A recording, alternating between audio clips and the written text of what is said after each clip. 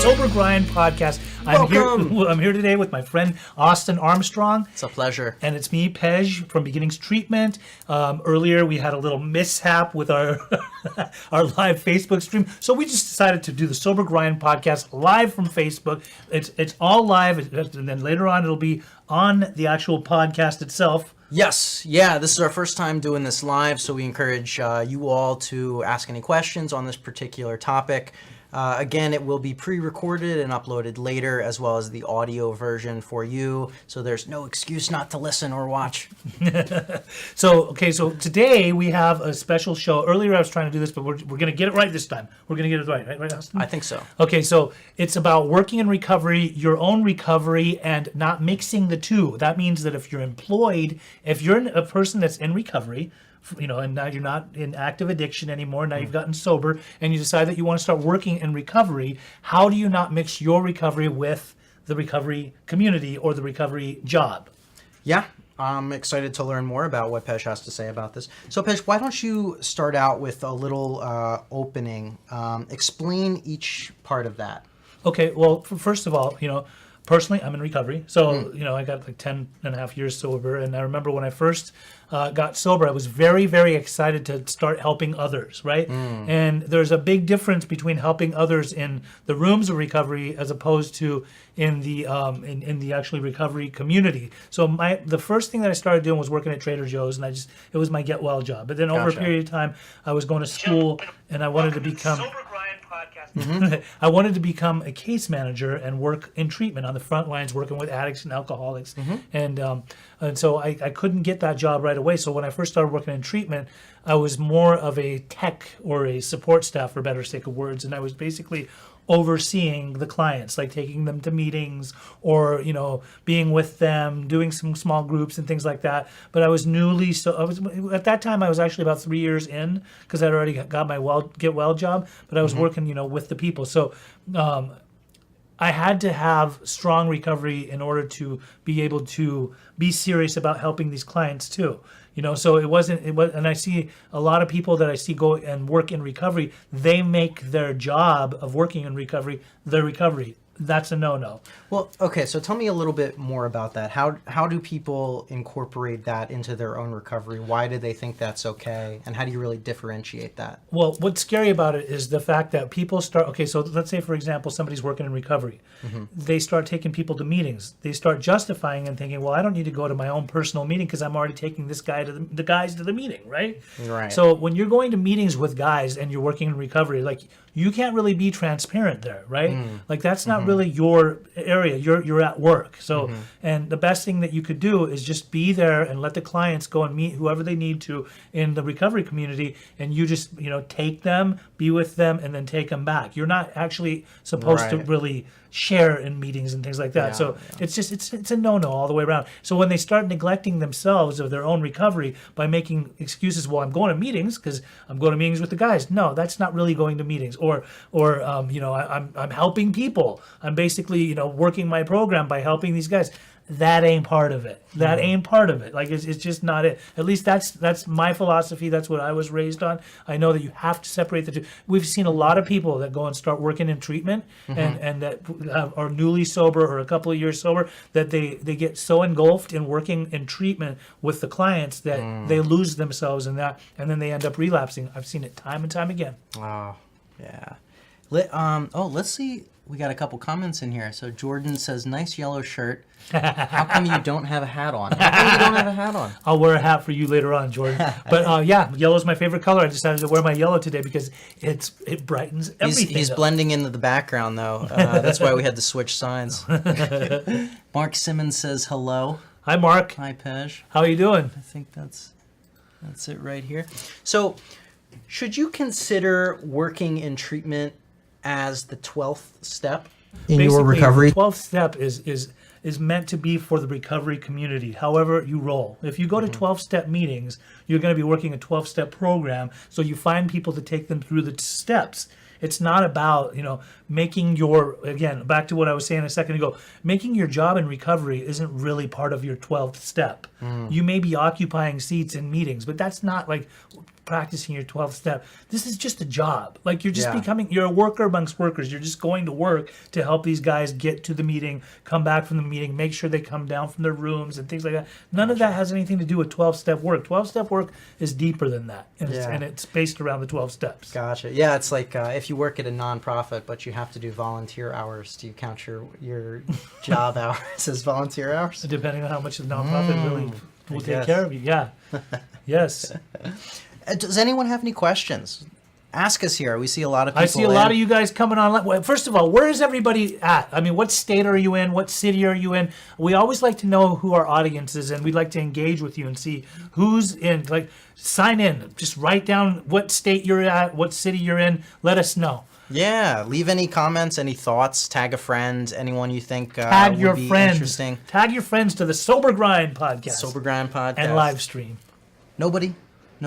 Where are you at, Just Jordan? joining. What city are you in? I know you're from Jersey. Okay, go Oh, on. we're in Jersey. I'm from Jersey. Oh, yeah. Jordan's from Jersey. Yep. Oh, very cool. Oh, look at McKenna Jean McHugh's from Irvine, I-Town. Oh my goodness, Yeah. McKenna, hi.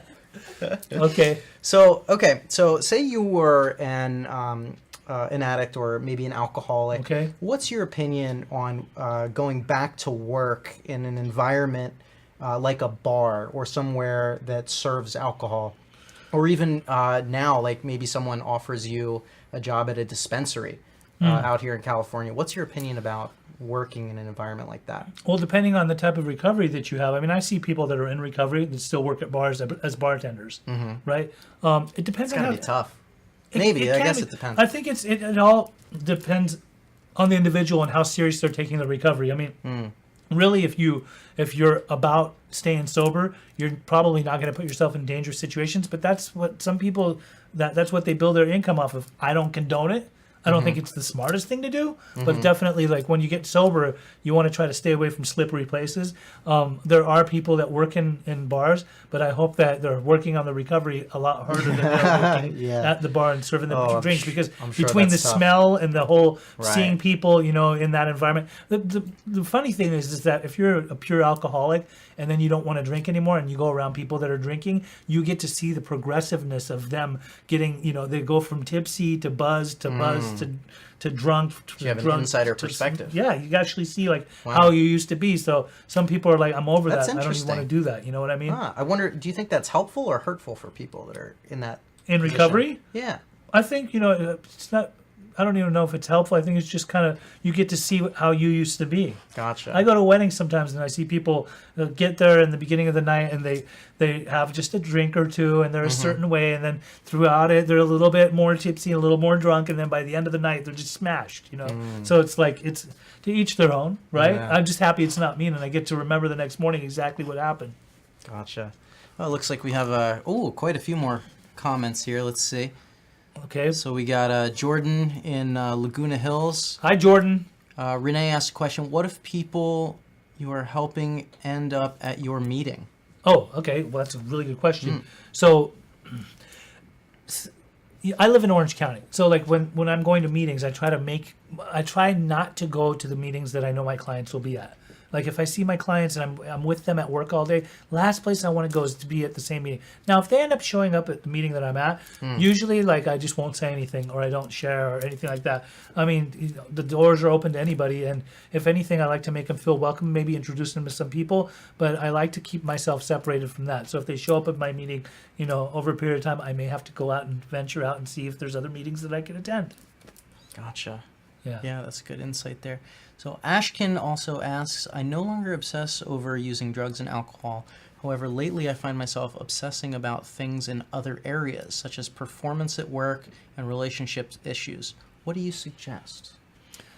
That's a good one. I mean, really, if we really think about it, it's not really the drugs or alcohol that's the problem. I think it is the obsession of the mind. And when we start obsessing, you take the drugs and alcohol away from somebody who was in active addiction, what are they left with? They're gonna go to Just something thoughts else. and things to obsess about. So I think it's all based around your level of consciousness and how much work you're doing in your recovery, to where you actually want to move forward and be able to process any kind of feelings, obsessions, thoughts, things that are unhealthy for you that may lead you back into bad behavior or put you in relapse mode, perhaps.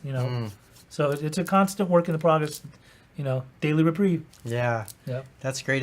Does anyone else have any questions? We got quite a few people in here. Mark Simmons is reporting in live from Newport, California. Newport. We're up in Newport. Noops. Ooh, what? Okay, we got more here. David What- Patterson. David Patterson. Mindfulness is the key. Working a program, 12-step or other. Be persistent and diligent, using the recovery tools on a daily basis. I couldn't agree with him more. That is He's awesome. exactly right. Thank you for If that you're in comment, recovery, David work Peterson. recovery. Yeah. Jordan asks, what's the I see most... Fauzier is on here. I just want to say this Oh, right now. just That's a joined. good lady right there. Good lady? That's a great lady right there. She Does she have any great questions? I don't know, Fauzier, you have any questions? It's nice to see you on here. Fauzier, actually, I used to work with her many years ago. She helped me a lot. Let's just say that. Great. She was part of helping me get to where I am now. Good. Yes. Well, thank you for checking out our stream. So Jordan asks, what's the most freeing step in your opinion? Freeing step, in my opinion, I think all of them. Good. Definitely 6 and 7. All of them. Yeah, but we're not here to talk about the steps today. Gotcha. Let's while we have everyone's attention, thank you all for checking out this stream. Please continue leaving your thoughts, your comments, where you're watching this from. Check out our Sober Grind podcast. If you're not, we're gonna have an edited version of everything we're talking Fauzier. about right now. It's on iTunes, Google Play, anywhere you're listening. Just search for Sober Grind. That's right. And we'd love to have you on there if you're interested. Truly, guys, we want you to subscribe to the Sober Grind. So if you go to iTunes, or sorry, is it in iTunes? It's in iTunes, It's in Google iTunes, Play. podcast, anywhere, any kind of podcast platform. Type in Sober Grind, and you will see our names. And I would like for you guys to subscribe, be part of it, ask questions, write us a review, tell us where we're coming short, tell us what we're doing right. We want to hear from all of you. Yeah, reviews are very helpful. Any feedback you can give us. We want this show to be awesome for all of you and create genuine, incredible content. As I Hi, Linda. leverage Pej's experience here. So let's keep going. So Okay. What other questions? so how would you go about starting a career if you have no work history, or maybe all you've done is sell drugs before? Okay, so obviously, if you've been a drug seller and you think that you You have some entrepreneurial expertise there. I mean, maybe you got to channel that a little differently. No, obviously, when you come into recovery, the key to true recovery is becoming humble. Practicing true humility. So sometimes you have to dumb it down, and sometimes you may not have anything going for you, and you just want to get a job. So what we call it in the recovery community is getting a get well job. How do you start? Obviously, you have to start from the bottom and work your way up. So my get well job was at Trader Joe's, right? So for a long time, I worked at Trader Joe's in my first few years of recovery, and it was really cool because I got to I remember when I went through my whole treatment process, I got to work on myself. I did my individual therapy, I did my groups and all that. But my counselor was really big on me getting a job. So I had to go out and find a job. That's the key there. Yeah, Right. I wanted to press upon that a little bit. Right, and a lot of people that go through treatment, one of the main goals is that they get some kind of vocational skills, seeing how to make a resume, going out and putting yourself out in the community. Sometimes you don't need to go out and get the high-powered, amazing job, but work your way up. So I worked at Trader Joe's, and I went to school part-time, and I was just studying to become a drug and alcohol counselor. And over a period of time, then I started working in treatment. I worked in an adolescent facility, then I worked in a regular treatment center with Fauzier, as a matter of fact. Ah, And she used to be our clinical director. And this episode sponsored by Fauzier. and then after that, I just started working in all these different aspects of treatment, different parts of treatment, doing case management, program director, things like that. Yeah. Great. Yeah. That's awesome. Yeah, that gives hope. Yeah. Lots of hope absolutely. out there. Anybody can do it. Who else Follow we your got? dreams. Linda says, "Hey Pej, love you, hon." Hi, Linda. Love you too. David asks, how do you feel about medication-assisted treatment, specifically opioid replacement, Suboxone, methadone, etc.? This is a great question. What I'm seeing more and more of is that the insurance companies are definitely leaning towards MAT, medication assisted treatment. It's more beneficial for them. I have my own personal opinions. I think that in some cases it is very necessary to have some medication assisted treatment, but I don't think that it's helpful for long-term recovery. There are certain centers that obviously will bring you in for opioid addiction, put you on Suboxone, but I think that the best thing that they could do for their clients is to do a quick taper. And that means that it should be anywhere from 2 to 3 to 7 to 10 days, right? You don't want to keep somebody on Suboxone maintenance for a long period of time. Yeah. That is blocking them from actually getting long-term recovery. I say this from experience. I don't see people staying sober long-term that are still on Suboxone. In a sense, they're still getting that fixed, Right. so that they don't have to endure the pain of actually going through the withdrawals that they're going to have to go through at some point if they ever really want to get long-term recovery off of all substances, all mind-altering or even medicated assisted type of drugs. So I'm not against it, but I do definitely think that it should be used properly, and it should be used for a certain amount of time, so that the person at that time allows themselves to move on and be able to get long-term recovery, which is going to consist of other things besides medication for that person to stay sober. And also, I do not believe in people doing medication-assisted treatment for people that have other types of symptoms, other types of there's a lot of people that they're giving people Suboxone for pain, for pain management yeah. and things like that, and I'm just totally not down for that. Gotcha. I hope that answered your question, David. We got Linda chiming in from North as far Carolina. as methadone goes, methadone is a hard one to kick. That's just a whole other high. So, yeah, I mean, more people are leaning towards Suboxone, but I wanted to bring that up too.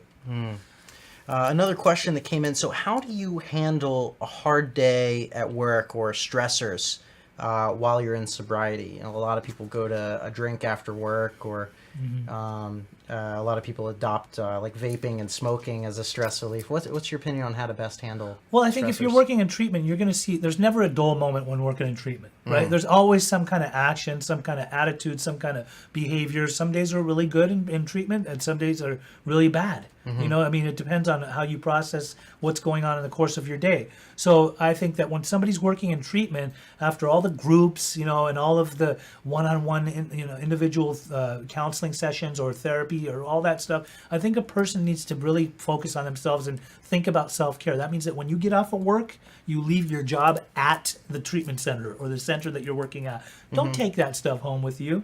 You don't need to, focus on yourself. The best thing I think is go to the gym, go to the swimming pool, go swim a few laps. Gym's a great one. Cardio, get that the gym stress is out. great, right? Yeah. Go to the movies, be with your family, be with your friends, be with your kids. Go in and be with do things that you love to do, because you don't want, if you carry the burden of all the anguish and pain and suffering that all the people in treatment are going through into your life, you're going to go through that stuff. There was a time when I was case managing, and I had a large caseload, and I was doing a lot of groups, and at the end of the day, I just had no substance left. I didn't even know. I was like spent, completely spent. So what I would do is twice a week I'd have to go for reflexology just to just wind down, Yeah. just chill out, right? And I think that I was one of the things that saved me so that I didn't burn out. Because the last thing you want to do when you're working in treatment and you're in recovery is to burn out. And I used to think that I wouldn't burn out. I remember when I was in school and they would talk about burnout, I'd be like, I ain't about to burn out. I'll never burn out. Yeah, And when we I all think we're invincible. when I experienced it firsthand, and I was talking Yeah. to Dr. G about this the other day, it is not a good feeling. So No. you get so burnt, you're like, maybe I want to work in another field. I don't really know that I want to do this anymore. But they need us. So that's why I still work in treatment, because the rewards. There are people that get well, and that's what I'm here for. That's great. Well, that's pretty much all the questions I have. If anyone has any other questions, please feel free to leave them in a comment. I'm going to leave a link for everyone here to our Facebook group. It's called Ask an Addiction Specialist, where if you don't have any questions at this point, but maybe have some later, you can post questions in there at any time. And Pej, Dr. G, we have a lot of different addiction professionals. Dr. Bob Weathers, too. Dr. Bob Weathers is in there. We do lots of A lot of addicts, lot of alcoholics live that are in streams. recovery that have been sober for a long time come and answer a lot of questions too. Yeah. So, are we signing out? So, well, pretty much, yeah. So I just posted a link on Pej's behalf. Hope you're okay with that, Pej. I'm totally fine with happened. it. I'm totally grateful for everybody that tuned in today. Thank you for the Yeah, questions. thank you. Thanks for interacting with us.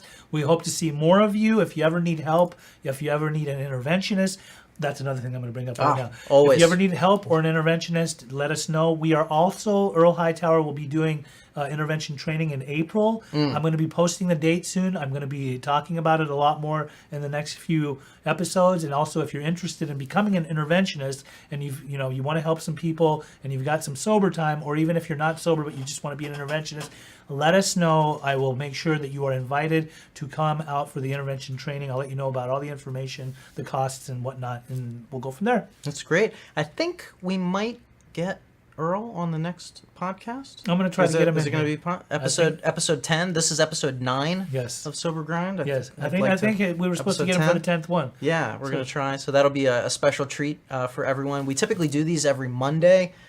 We may continue live streaming if it was useful for you. I think it was a I don't great think idea. why not. I think it's fun. Why not? Keep it loose. I feel good about this. Yeah. Well, everyone, thank you again. Check out this podcast on iTunes, Google Play. It's on YouTube. These recording afterwards, you'll be able to see it on there and listen. Sober Grind. Remember, Sober Grind. Sober Grind. Yeah, any feedback that you'd like to give us would be greatly appreciated. Reviews are huge. If you just want to share this with anyone, it's greatly appreciated. Pej, anything else you'd like to add? I think we're over and out. All right, Sober Grind out. See you next time. See ya.